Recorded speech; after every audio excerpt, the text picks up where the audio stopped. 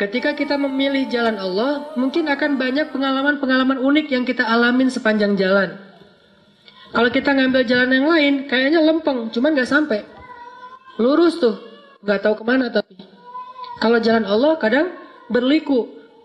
Dan banyak sekali pengalaman di jalan itu yang buat kita makin yakin sama Allah. Bikin kita makin bisa survive dari masalah yang akan datang. Bikin kita lebih tough ketika menghadapi masalah. Kenapa? Dididik oleh lika-liku perjalanan tersebut. Saya sama istri saya aja. Istri itu dulu ke Mesir beasiswa. Saya nggak lulus. Jadi pas saya ikut tes beasiswa, yang ngetesnya juga bete ngeliat muka saya. Ngapain kamu? Mau ke Mesir, Pak? Enggak, pulang aja. Suruh pulang. Nggak lulus gitu coba. Akhirnya karena nggak lulus beasiswa, saya ngumpulin uang untuk berangkat sendiri. Pokoknya saya harus berangkat. Istri saya lulus beasiswa, langsung dibeliin tiket, udah ditetapin beasiswa selama di Mesir berapa sebulan, dapat tempat tinggal. Pokoknya tinggal tanggung beres saja. Saya harus mikirin semuanya sendiri. Traveling gak bawa uang sama sekali. Karena uangnya habis untuk beli tiket return. Masih visa turis. Jadi harus beli tiket PP. Alhamdulillah sampai di sana dapat visa pelajar. Setelah sebulan di refund tiketnya. Jadi bisa dapat walaupun ada penalti potongan beberapa persen. Tapi lika-liku perjalanan itu bikin makin yakin. Oh benar ya. Kalau kita niatnya karena Allah. Saya karena Allah nggak ya waktu itu? Nggak, walaupun nggak murni-murni amat lah. Saya nggak mau menganggap diri paling soleh ya. Cuman perjalanan waktu itu, kalau mau jujur mah, kenapa ke Mesir? Pengen jalan-jalan sih. Bukan ke Al-Azhar, bukan sebetulnya. Cuman kalau nggak ke Al-Azhar nggak dapat visa, ya udah ke Al-Azhar deh, biar dapat visa gitu. Tapi pas udah masuk ke Al-Azhar, Masya Allah ulama semua nih. Gelar paling rendahnya doktor. Karena LC kayak saya tuh di Mesir, kerjanya supir taksi. Itu LC. Karena tingkat pendidikan Islam di Mesir itu tinggi. Sehingga orang kalau mau jadi guru minimal doktor. S2 jaga perpustakaan. S3 baru ngajar di SD, SMP, SMA. Di kampus juga kalau S3-nya doktornya yang paling bagus nilainya mungkin. Rata-rata profesor. Pas pulang ke Indonesia, LC jadi ustadz. Jadilah kayak gini. Nah, artinya saya lika-liku perjalanan kayak gitu terus belajar tentang Masya Allah, Allah banyak kasih kejutan. Dan yang luar biasanya saya sama teman-teman saya tuh, teman-teman yang beasiswa berangkat sendiri, pulang sendiri. Saya yang modal dengkul berangkat sendiri, pulang bertiga. Istri dan anak. Nikah di sana juga nggak ada modal. Yang penting lamar dulu dan jangan kasih tahu kalau nggak ada duit ya. Lamar aja dulu. Oh nggak nikah sama saya. Tapi itu setelah beberapa lama menggunakan bahasa-bahasa ya gitu deh. Ayah kamu tukang listrik, kenapa? Kok tahu gitu ya? Saya suka kesetrum kalau dekat kamu. Andre Taulani lah pokoknya. Udah beres, lamar. Nelpon ibunya, Bu saya pengen lamar anak ibu. Oh gimana anaknya? Ya anaknya udah setuju Bu gitu. Aku langsung mewakili anaknya. Padahal anaknya juga belum jawab. Oh ya udah saya terserah anaknya. Udah beres semuanya baru bilang, boleh minjem duit dulu nggak buat mahar? Nah, baru dikasih tahu nggak ada duit. Alhamdulillah dipinjemin sama istri. Sampai sekarang belum dibayar. Pinjemin $500. Saya pakailah $500 itu buat kerja di Arab Saudi sebagai guide pas musim haji. Dorong gitu ya. Awal-awalnya nggak dapat job sama sekali, nggak ada mungkin nggak ada pelanggan. Jadi saya naik di atas dorongan wheelchair gitu, duduk aja depan.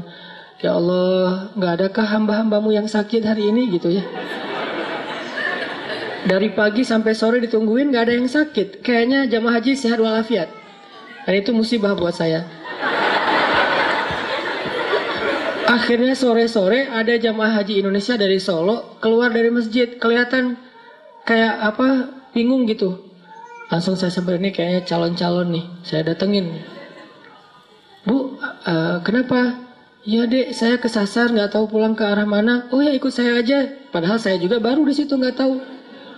Ibu emang dari mana? Solo. Penginapannya di mana? Di daerah apa? Nggak tahu makanya. Oh gitu, ya udah, ikut saya aja Bu. Ada emang tahu? Insya Allah, pede nih. Bismillah. Ya Allah, masa saya akan lapar hari ini kan? Nih kayaknya nih rezeki yang Allah datangkan. Tapi kan kita harus ngadapin challenge-nya dulu, jalanin. Jalan sama ibu tuh sambil ngobrol. Ternyata saya juga asal milih jalan sebetulnya, nggak tahu kemana. Ternyata pas lagi jalan, Dek itu kayak tempat tinggal ibu tuh. Benar Bu, coba deketin. Oh iya benar, alhamdulillah. Adek tahu aja jalannya dan segala macam. Mana saya tahu. Allah yang ngasih tahu. Akhirnya dia ketemu teman-temannya, sepanjang jalan kita ngobrol, dia rekomendasiin saya ke teman-temannya. Ujungnya apa? Dia besok bisa nggak ngantar kita lagi ke masjid supaya nggak kesasar? Oh siap. Dah. Mulai, dia ini ada nenek-nenek minta didorong. Alhamdulillah lancar. Pulang-pulang bawa beberapa ribu dolar, itu modal pernikahan kita. Kalau udah azam menikah, baru Allah kasih rezeki. Tapi kalau masih tanggung, nggak dikasih. Makanya kalau pengen dapat kejutan dari Allah, mantepin dulu aja, akad sama Allah. Ya Allah, saya pengen nikah. Ya udah, saya kasih rezeki. Kan bagian masing-masing kan, bagian kita menikah, bagian Allah memberi rezeki. Sehingga kalau kita datang ke calon mertua, nggak usah khawatir dengan pertanyaan-pertanyaan mainstream standar gitu. Kerja di mana? Lagi cari kerjaan Pak.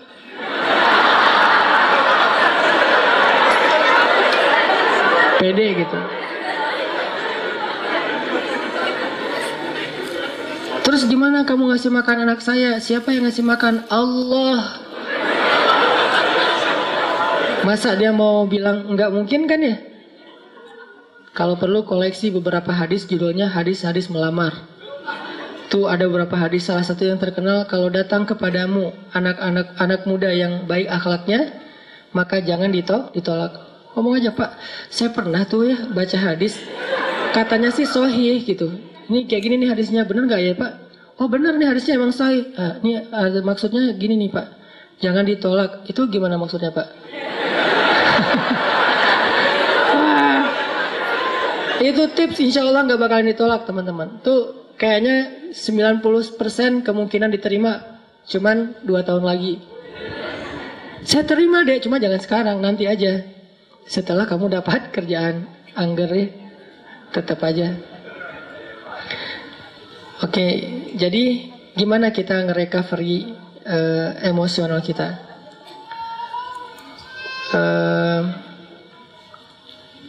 Allah Subhanahu wa Ta'ala berfirman di dalam surat,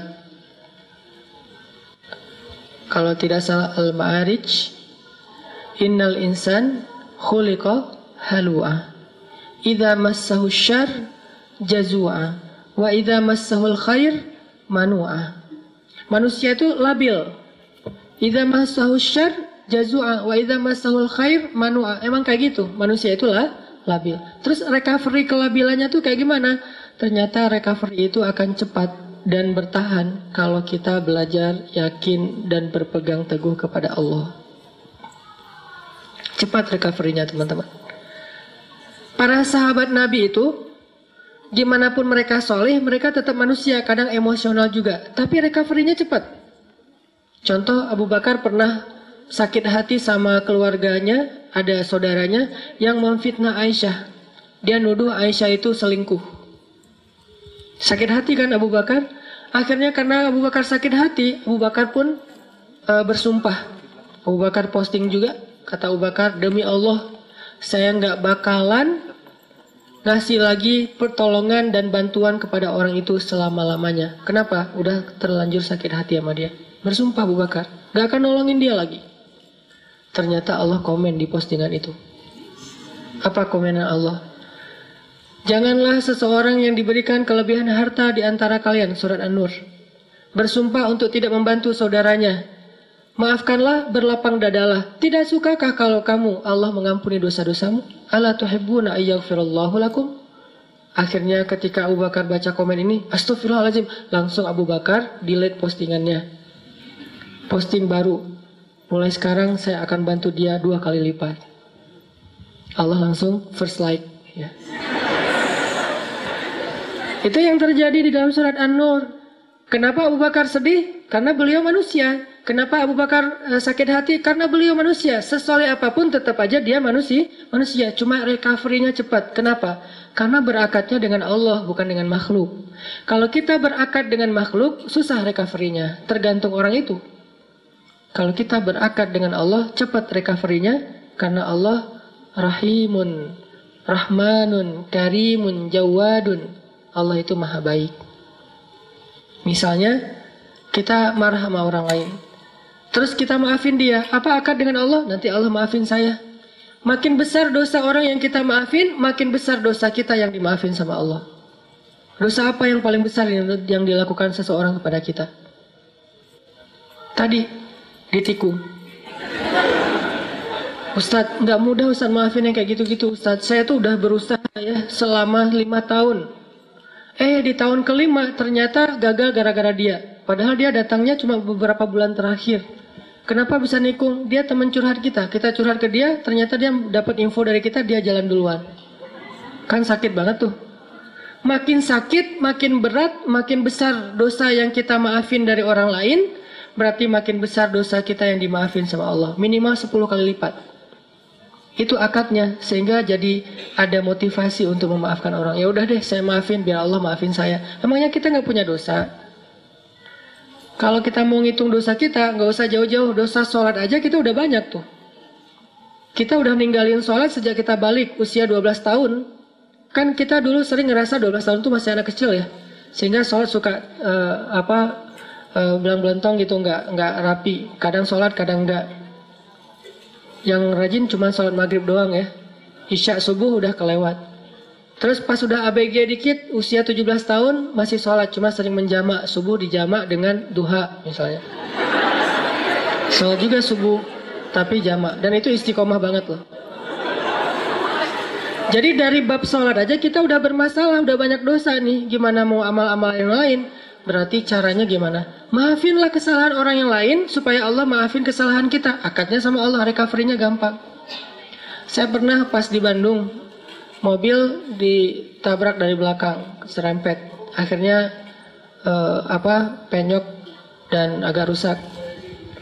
Terus orangnya marah duluan. Mungkin cara dia marah duluan biar ketahuan bahwa kita yang salah. Dia turun langsung marah-marah. Saya bilang, tenang aja, jangan marah-marah. Kita selesaikan baik-baik. Akhirnya dia agak down dikit, agak nyaman dikit, ngobrol. Tapi tetap aja keras, nggak mau. Dan pas di ini dia nunjukin kartu bahwa dia anggota. Nah, karena dia anggota nggak mau ribut, ya udahlah, saya ganti rugi 2 juta.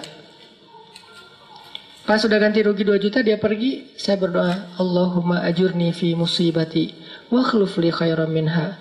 Ya Allah, saya dapat musibah nih. Beri dong ganti yang lebih baik darinya. Tinggal minta aja sama Allah kan. Akhirnya yang tadi kita udah kayak ngerasa sedih banget gara-gara kita udah mobilnya rusak, harus bayar ganti rugi orang lain yang salah lagi tuh, karena dia mungkin pakai kekuasaannya daripada nanti ramai dan makin besar, habisnya udahlah 2 juta. Tapi minta ke Allah gantinya 20 juta. Lebih baik dari yang kita berikan. Gak lama seminggu kemudian benar-benar Allah ganti. 20 juta cash. Bukan sedekah. Jangan selalu menerjemahkan keajaiban itu dalam bahasa sedekah. Bisa juga dapat usaha apa, jualan apa yang keuntungannya banyak. Kayak saya dulu di Mesir jualan bakso. Kalau ada acara-acara kayak gini nih, ini saya ngeliat teman-teman di Jepang kayak nostalgia lagi kondisi dulu di Mesir ya. Lagi ada acara mahasiswa Indonesia di sana, namanya PPMI gitu. Saya jualan bakso, tapi saya nggak bisa bikin bakso, teman yang jualan. Terus saya bilang, ya udah kita bagi hasil aja ya, bagi 2, kamu 30%, saya 70 gitu.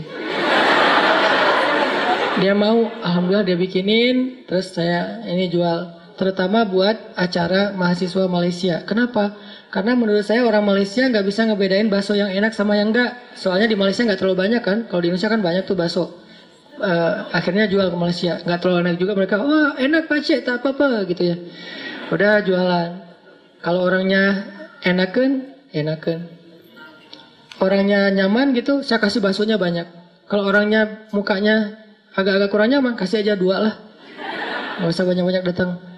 Pak Cik, mau bakso? Oh ya, kasih 10. Datang lagi, diam-diam, mau apa? Bakso, kasih 2. Pas, kok beda? Beda bangetnya. Wajahnya beda gitu. Kalau yang datang mace-mace, 15 lah gitu ya. 15 mace, 15 mah. Untung nggak? Untung tetap alhamdulillah.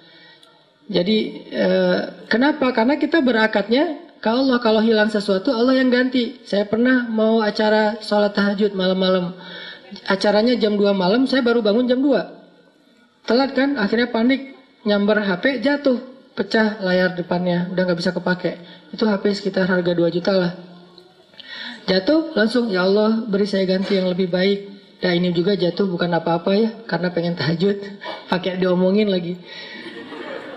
Terus berangkat nih, pulang-pulang jam 10 pagi Allah ganti dengan waktu itu baru keluar tuh Note 5 harganya 10 juta. Diganti cash. Kadang Allah nggak gantinya dalam bentuk fisik, dalam bentuk nominal, dalam bentuk sesuatu yang materi, tapi diganti dengan yang lain, kebahagiaan. Mungkin kita kehilangan sesuatu, hilang motor, tapi dapat jodoh, mau mana? Pilih yang mana?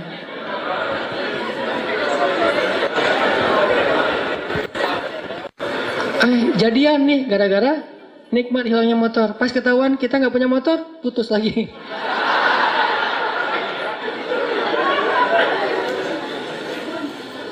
Belajar berakad sama Allah teman-teman. Itu rahasia kalau kita pengen. Karena Allah itu nggak pernah, pertama ingkar janji itu nggak pernah. Innallaha la yukhliful mi'ad. Nggak pernah ingkar janji. Kedua, Allah itu nggak pernah misalnya, maaf ya lagi sibuk. Nggak ada tuh. Kita WA Allah terus nggak dirit. Itu nggak ada ceritanya. Contreng dua sih, cuman nggak biru-biru, nggak dirit lama gitu. Allah ngapain sih online berkali tapi yang saya mah nggak dirit misalnya. Itu manusia banget. Allah nggak kayak gitu. Kita baru nulis, ngirim, Allah langsung typing. Bukan cuma dirit, langsung bales. Gak mungkin Allah tuh ngebiarin kita minta terus nggak dibayar, nggak dibales lama. Nggak mungkin. Dan nggak mungkin juga Allah misalnya habis pulsa, habis kuota, itu nggak ada. Ala kulli syai'in qadir, maha kuasa atas segala sesuatu. Jadi kayaknya paling nyaman berakad itu sama Allah. Cuman kita harus ngerti cara Allah bermuamalah dengan kita. Tidak selalu materi. Karena buat Allah materi itu nggak berharga banget. Kalau seandainya berharga, pasti Allah ngasih semua kita kekayaan. Tapi ternyata orang soleh nggak semuanya kaya. Tapi orang soleh itu rata-rata, bukan rata-rata, semuanya bahagia. Makanya tadi subuh saya cerita ada teman misalnya, baru hijrah, dia bilang gini, Ustadz, kenapa ya sejak hijrah hidup saya agak-agak kayak rezekinya jadi seret gitu, jadi susah. Gimana ceritanya? Iya, saya udah dulu mah lancar, sekarang malah jadi susah. Saya bilang, enggak, karena buktinya kamu hijrah juga karena kebanyakan hutang kan. Berarti selama ini sebelum hijrah, enggak lancar rezekinya, yang lancar hutangnya. Setelah hijrah, Allah permudah untuk membayar hutang itu. Bukan rezekinya seret, tapi rezekinya dibagi. Sebagian dipakai, sebagian untuk bayar hutang. Allah udah kasih solusi. Nggak mungkin lah Allah ngecewain kita yang berhijrah karena Allah. Itu nggak mungkin.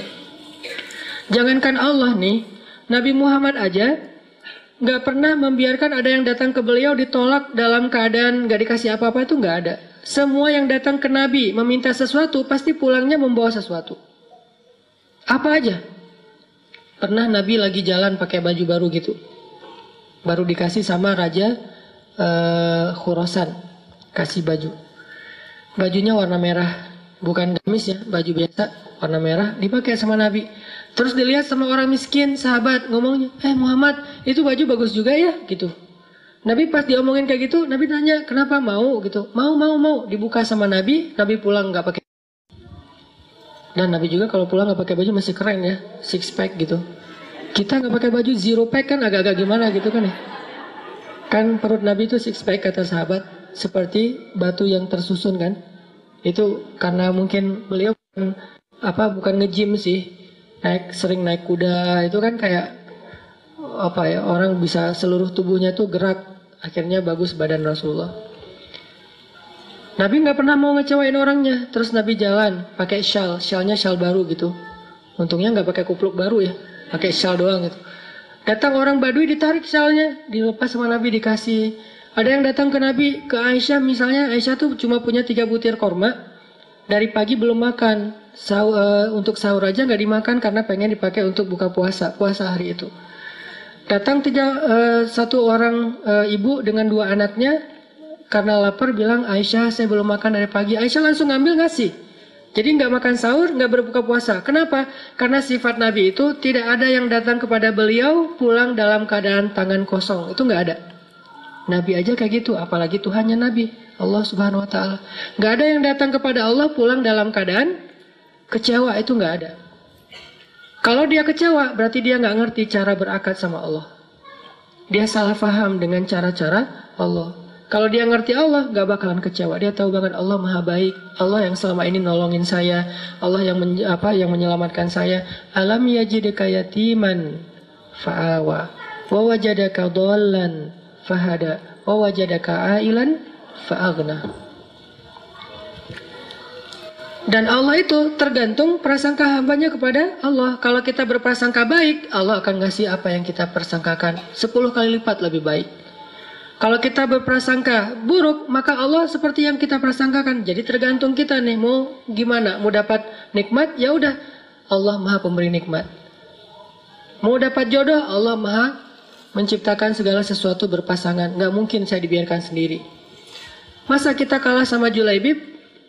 Budak yang bahkan tidak bernilai di mata orang-orang Quraisy, dia nikahnya sama seorang putri raja. Ini kayak dongeng gitu kan? Kenapa? Karena Julaibib nggak pernah berputus asa kepada Allah, nggak pernah suuzon sama Allah. Datengin ditolak, datang lagi ditolak. Kadang kita kayak gitu banget hidup. Datang udah 3 kali ditolak, akhirnya putus asa, udah pakai selebaran, taruh di pintu-pintu rumah.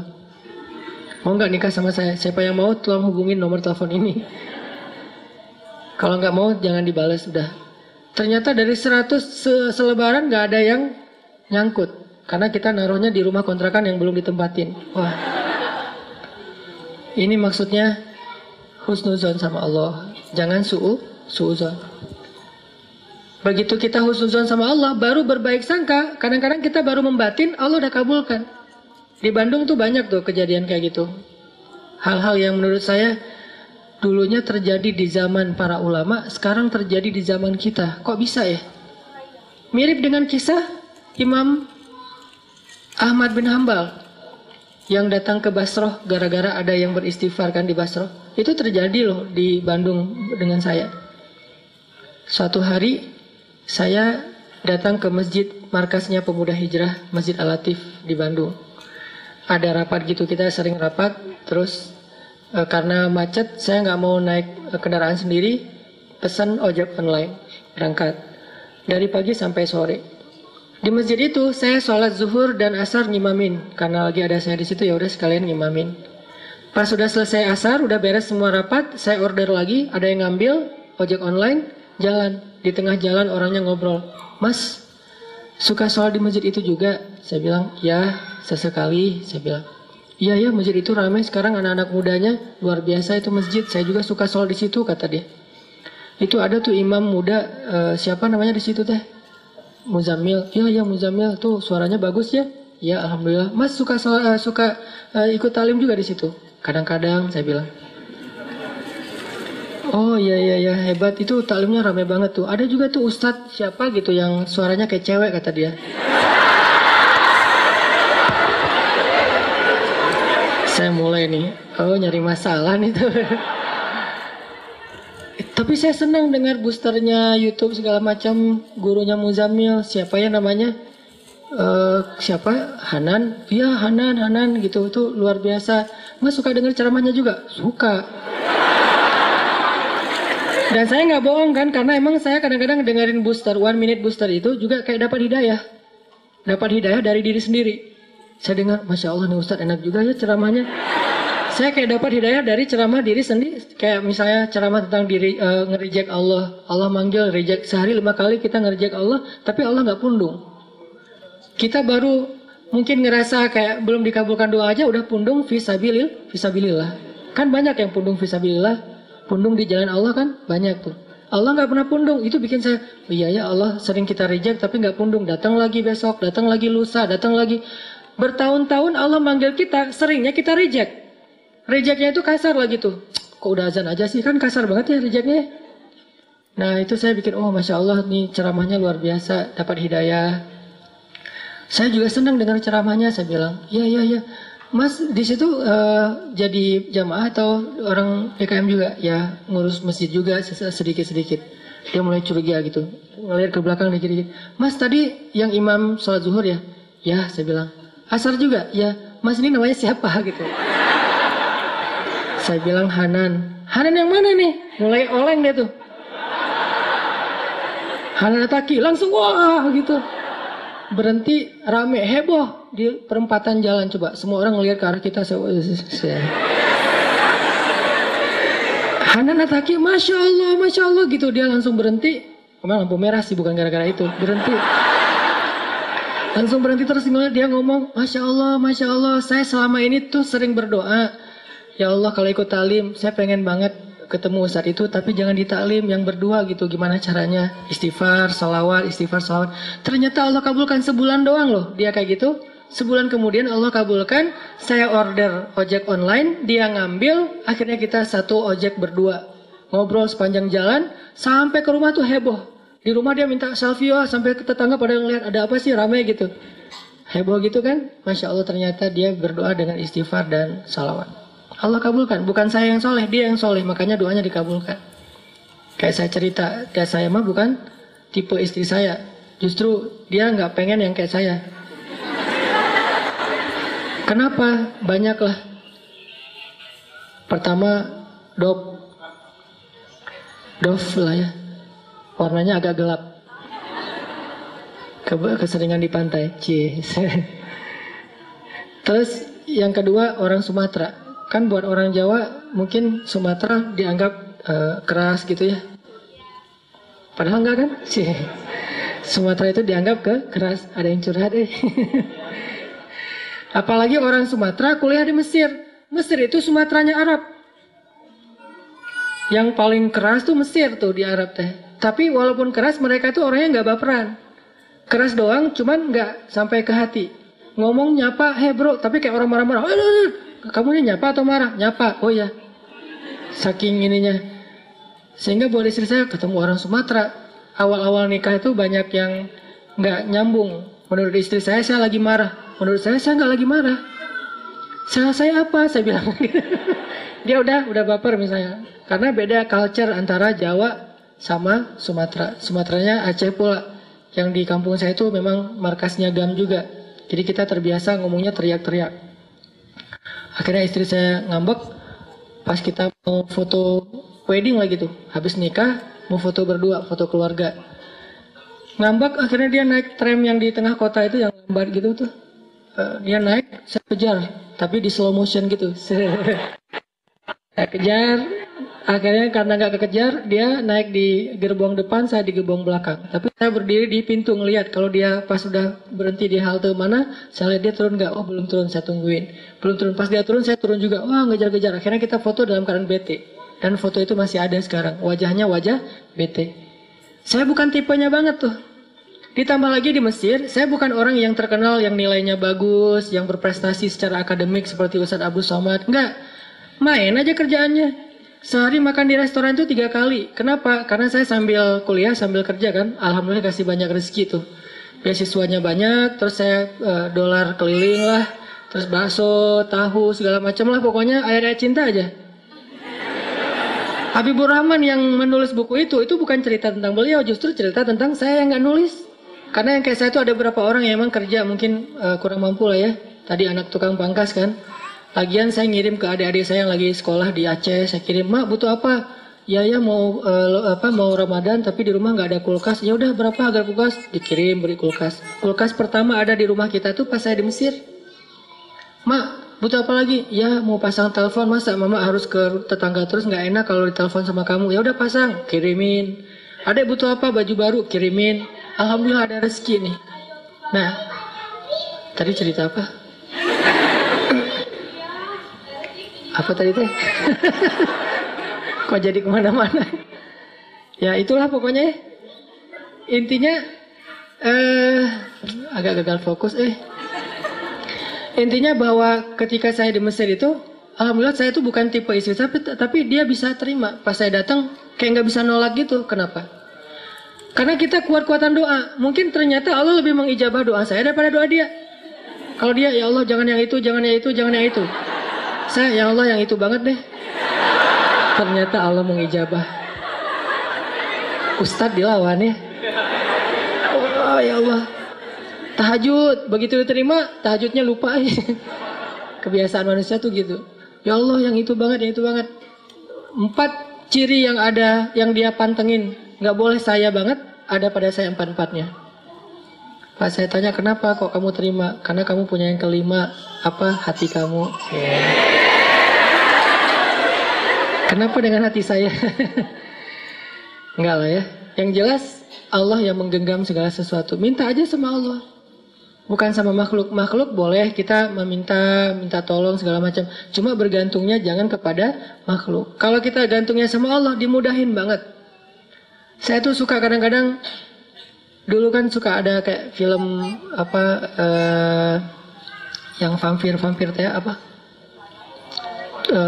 Ya New Moon ya, yang versi terbarunya kan ya. Nah yang pas New Moon-nya kan si cowok vampirnya udah kayak meninggal gitu kan ya. Terus ceweknya caper sama cowoknya ngapain? Kayak mau bunuh diri, balapan supaya si vampirnya muncul nolongin dia gitu kan? Belum pada nonton? Kompak. Nah kita tuh harusnya dalam bahasa yang lain analoginya ke Allah tuh kayak gitu. Saya suka banget gambling tapi akadnya ke Allah. Karena saya tahu Allah gak akan biarin saya sendiri. Ngambil aja sebuah resiko, tapi jangan melanggar syariat Allah ya. Karena kalau kita melanggar berarti nggak ada akad sama Allah. Selama kita nggak melanggar syariat, Allah nggak akan biarin kita sendiri. Kayak tadi mau kerja, modalnya modal dengkul, jalanin aja. Mau keluar negeri nggak bawa duit, jalanin aja. Selama kita keluar negerinya bukan mau berbuat dosa. Kerjanya mencari yang halal. Menikah juga untuk menghalalkan hubungan. Kalau kita ngelakuin sesuatu karena Allah, walaupun nggak punya modal, Allah nggak biarin kita sendiri. Dan saya suka ngambil gambling kayak gitu. Dan saya ke Bandung juga dulu nggak ada apa-apa. Kalau istri hidupnya kayaknya lebih mudah nih. Kalau saya emang banyak lika-liku. Istri ke Bandung diterima langsung jadi dosen. Saya jadi TU juga nggak diterima. Kamu nggak boleh di sini. Nggak tahu ya ada apa dengan wajah saya. Kenapa orang gampang sebel ngeliat wajah saya. Kamu nggak boleh. Oh ya Pak, nggak apa-apa gitu. Akhirnya istri ngajar, saya ikut. Kalau nggak boleh ngajar ya udah saya nulis buku tuh. Pertama nerjemahin bahasa Arab ke bahasa Indonesia. Pas sudah capek-capek nerjemahin berapa ratus halaman, pas mau dicetak saya bawa ke penerbit katanya buku ini udah pernah diterbitin. Dah tahu gitu saya nggak akan capek-capek nerjemahin. Udah gagal nerjemahin, nulis buku sendiri. Ya udah kalau nggak bisa terjemahin saya nulis aja sendiri. Apa yang ada di kepala saya pokoknya capruk aja lah tulis. Mau ditawarin ke penerbit, semuanya mengatakan ini nggak layak diterbitin. Nggak layak diterbitin, ya udah. Yang kedua nggak layak. Ada yang satu-satunya layak, tapi kayak nggak menghargai penulis gitu. Royaltinya kecil banget dan itu dicicil selama 6 bulan sekali. Wah daripada gitu saya terbitin sendiri aja deh. Bikinlah penerbit sendiri bukan percetakan. Alhamdulillah dimudahkan sama Allah. Cetak 3.000 eksemplar. Udah dicetak, saya jadi penulis, saya jadi direktur penerbit, saya jadi kuli yang ngangkat-ngangkat buku saya dibawa ke bus malam untuk dikirim ke Sumatera, ke Jawa. Angkat. Jadi saya kalau di Bandung tuh ada jalan raya namanya Soekarno-Hatta, gede tuh. Saya nyebrang Soekarno-Hatta sambil ngangkat kardus Marlboro yang isinya buku, bayangin. Angkat 2, satu di sebelah kanan, sebelah kiri. Dan itu penulis buku loh. Nanti, Pak, saya mau ngirim buku ini. Buku apa? Adalah buku bagus, penulisnya juga terkenal. Saya bilang, udah, dikirimin, alhamdulillah nggak balik. Nggak ada yang transfer, nggak balik juga. Sekitar 70% nggak balik, cuma 30% yang balik. Oke, nggak masalah. 1.000 udah dikirimin, nggak balik. 2.000 lagi. Ada pameran buku Islamic Book Fair di Bandung yang biasanya diadain setiap beberapa bulan sekali. Saya minjem stand di situ. Boleh saya pakai satu space kecil di depan standnya? Boleh, kata yang punya standnya. Ya, akhirnya saya bikin X banner. X bannernya orang kan judul buku segala macam. Enggak, wajah saya yang paling gede di situ. Pencitraan kan? Pencitraan ordai lah pokoknya. Pencitraan gede wajah saya. Salah lagi tuh saya ngambil foto dari handphone. Foto lagi pakai baju kemeja putih. Ternyata di sini kelihatan di kantong ada duit 1.000. Kelihatan lagi tuh. Saya pakai spidol. Saya pakaiin spidol nih jangan kelihatan duit 1.000. Akhirnya udah ngangkat-ngangkat buku, pakai X banner, pakai meja kecil, bukunya disusun jadi kayak kipas gitu kan, biar menarik. Saya ke toilet ganti baju. Tadi kan baju kurir. Sekarang baju penulis, pakai baju kemeja, taruh pulpen, pilot, berdiri di depan itu. Orang-orang lewat, Mas ini buku apa? Buku tentang Al-Quran Bu. Oh ya, siapa penulisnya? Oh Masya Allah, tanda tangan. Mulai gitu ya, bikin-bikin event, seminar, training, segala macam. Alhamdulillah dari situ saya coba nambahin usaha deh. Mulai jual pulsa M-Kios kalau di Indonesia. Saya punya 60 cabang pulsa di Indonesia. Di Bandung maksudnya. 60 cabang pulsa. Belum ada Alfamart waktu itu. Belakangan baru di Alfamart jualan pulsa. Sebelum Alfamart jualan pulsa, saya jual 60 cabang di seluruh Bandung. Mulai main jual beli mobil bekas, beli, jual, beli, jual. Jadi kayak punya banyak mobil, padahal cuman gantian aja, beli, jual lagi, beli, jual lagi. Main properti. Masya Allah, ternyata Allah mudahkan. Gak mungkin Allah biarkan saya sendiri. Karena niat saya apa? Gak boleh istri saya menafkahi saya. Itu pantang banget buat saya. Pamali. Gak boleh istri menafkahi saya. Harus saya, walaupun mungkin istri punya warisan, punya harta banyak, tetap aja nafkahnya dari saya. Dan harus saya ngasih, terbiasa dari kecil. Karena emang anak pertama ngasih ke keluarga, jadi harus ada tanggung jawab itu. Ternyata Allah nolong banget, dimudahin. Sampai akhirnya yang saya cerita punya rumah, modalnya cuma sholat asar kan. Jalan sama istri memotoran kayak gitu, tetap gak bawa jas hujan. Siapa tahu hujan gitu kan. Jalan nyari rumah yang harga murah-murah lah. Waktu itu harga tipe 45 itu masih 200 juta. Cari rumah. Azan asar, hayya ala sholah. Masuk ke masjid, kita sholat asar dulu. Sholat asar. Ketemu dengan jamaah. Ustaz ngapain kesini? Jauh padahal dari Bandung. Enggak, lagi jalan-jalan aja. Oh iya, Masya Allah. Jalan-jalan kemana Ustaz? Karena ditanya-tanya terus, saya bilang nyari rumah. Kenapa nggak rumah saya aja? Enggak lah, cari yang kecil-kecil aja Bu. Nggak apa-apa, lihat dulu rumah saya. Ada kolam renangnya loh Ustaz. Hah? Kolam renang? Garasinya 3 mobil, kolam renangnya di belakang, terus ada halamannya kayak backyard gitu, kamarnya 9. Saya langsung putus asa, enggak Bu, itu mah bukan tipe saya. Saya nyarinya yang 2 kamar, yang tipe 45. Enggak apa-apa, lihat aja, dipaksa-paksain. Dan saya mah nggak mau orangnya, dipaksain sama dia. Saya pulang, ditelepon malam-malam. Besok saya tunggu ya Ustaz, datang nih. Pas datang, lihat. Emang bener nih, garasinya juga udah gede, gerbangnya aja tinggi. Kayaknya ini kita mah cuma menghibur aja ya, menghargai orang yang undang, nggak akan diambil juga. Ya kata istri saya. Gimana Ustadz? Masya Allah rumahnya besar banget Bu. Ini udah ditawarin 700 juta, nggak saya kasih Ustadz. Itu Ustadz terserah Ustadz deh. Maksudnya 650. Nggak terserah Ustadz. Bu saya carinya cuma 300 juta. Dia diam sebentar, ya udah ambil aja. 300 juta. Saya bilang, tapi uangnya cuma 30 juta. Mikir lagi dia. Uangnya cuma 30 juta Bu. Tadinya rencana mau dicicil. Ustaz gak usah sibuk-sibuk nyicil ke bank segala macam. Udah aja ke saya. Berapa uangnya 30 juta? Bawa sekarang? Enggak sih. Ditransfer ya udah. Berapa lama Pak? Terserah Ustaz. Alhamdulillah 6 bulan lunas. Allah mudahin banget tuh. Akhirnya anak-anak datang, wah kolam renang, loncat-loncat. Lama-lama karena di daerah tinggi dekat Lembang, dingin. Lama-lama gak jadi kolam renang, jadi kolam ikan. Ikannya mati kedinginan. Akhirnya sekarang jadi saung, gak jadi kolam renang lagi. Artinya emang Allah mudahin banget. Dan saya selalu suka gambling gitu sama Allah. Gini jalan. Akhirnya Allah kasih, jalan Allah kasih.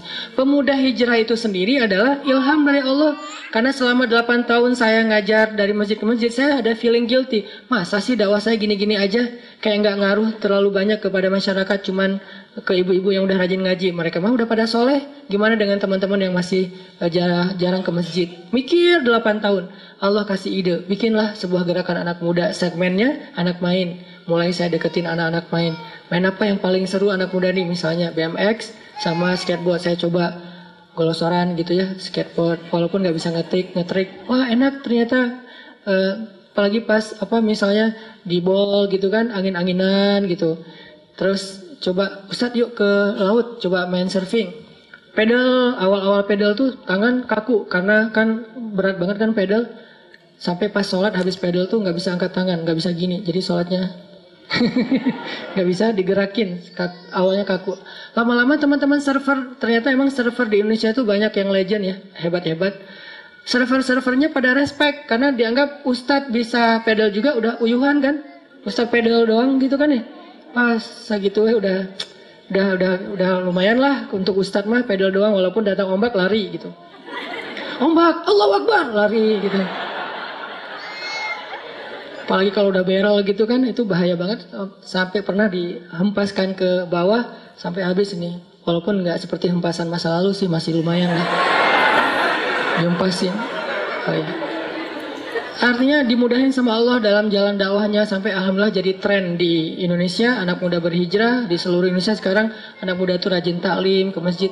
Itu semuanya dari Allah. Tinggal mau nggak kita meniti jalan Allah walaupun kadang nggak terlalu jelas. Karena emang nggak mau ngasih tahu kepada kita Allah tuh semuanya dikasih tahu hanya beberapa step ke depan. Biar kita makin yakin sama Allah dan bergantung kepada Allah. Intinya yuk teman-teman belajar lebih yakin lagi sama Allah, berakad dengan Allah ketika kita hidup, libatkan Allah dalam setiap masalah kita. Maka la yudayya'akallah, Allah nggak bakalan ngecewain kita. Itu aja yang bisa saya sampaikan.